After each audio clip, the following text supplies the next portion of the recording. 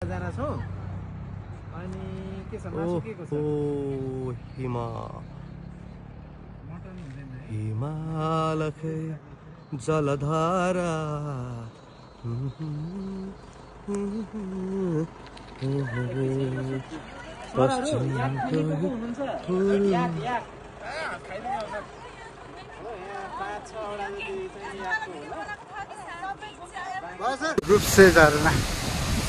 रूपसे झरना म्याग्दी रूपसे झरना म्याग्दी धेरै प्राकृतिक वातावरण हिमाल कटिसक्यौँ हामी हिमालबाट हामी झनै उत्तर लागेका छौँ र यो रूपसे झरना कति चिसो भएको छ यहाँ तलको बजारमा राति बसेर अरू साथीहरू त आउँदै हुनुहुन्छ मलाई चाहिँ प्रकृतिको यस्तो दुर्लभ दृश्य देख्न पाउँदा अलि एक्साइटेड हुन्छु अनि छिटो कुदेछु -8 डिग्री गुगलले -12 देखाइरहेको छ अहिले 8 डिग्री भन्ने कुरा हो अब यहाँ म चाहिँ कुदै आएँ अब यहाँबाट चाहिँ जय श्री मुक्तिनाथ अब मुक्तिनाथ छिर्दैछु जय श्री मुक्तिनाथ यो चाहिँ भित्रको दृश्य अब मुक्तिनाथ क्षेत्र चाहिँ नेपालको गण्डकी प्रदेशको अब मुस्ताङ जिल्लाको बीचतिरै रहेको छ मुक्ति क्षेत्रको अलौकिक महत्त्व बोकेको पौराणिक स्थल भगवान ब्रह्मा विष्णु शङ्करको आराधना स्थल आधुनिक बौद्ध धर्मका प्रचारक रिम्पोचेले तपस्या गरेको भनेर भनिन्छ सबैजना एकचोटि दुईचोटि तीनचोटि चाहिँ यहाँ चाहिँ दर्शन गर्न आउनै पर्छ जस्तो लाग्यो मलाई त हिँड्दैछु लगभग नजिक आए जस्तो फिल भइरहेछ एक्साइटिङ पनि मलाई त प्रकृतिले धेरै तान्छ क्या प्रकृतिको प्यार गर्छु अब चाहिँ नजिक आए जस्तो छु एक्लै हिँडेको छु ज्वालामुखी माई भनेर यता देखायो ओहो मुक्तिनाथ जय श्री मुक्तिनाथ ओहो पानी बगिरहेको छ हिउँ जताततै हिउँ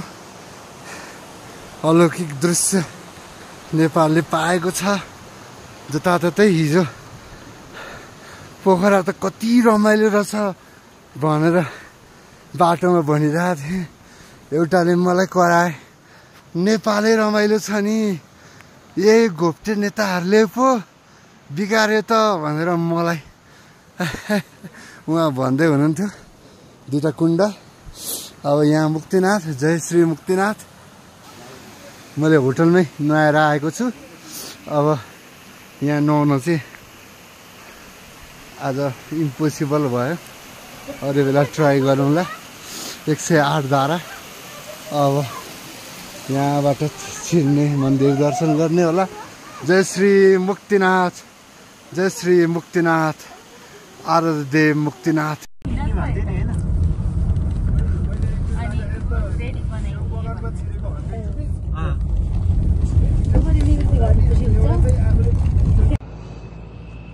यता हेर हल्का हो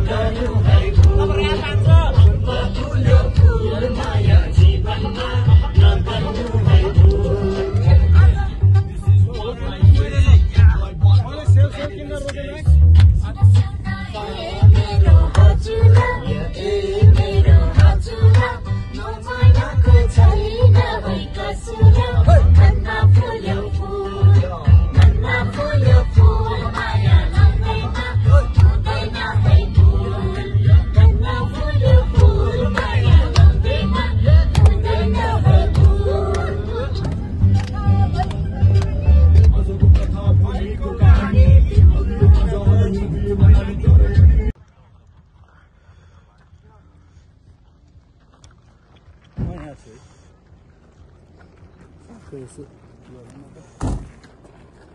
ओ अलौकिक अनुपम वाउ या अलौकिक अनुपम पराजु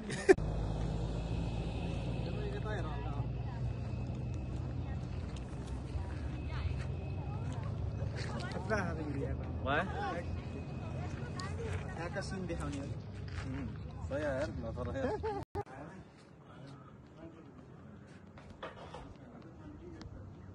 झमसोम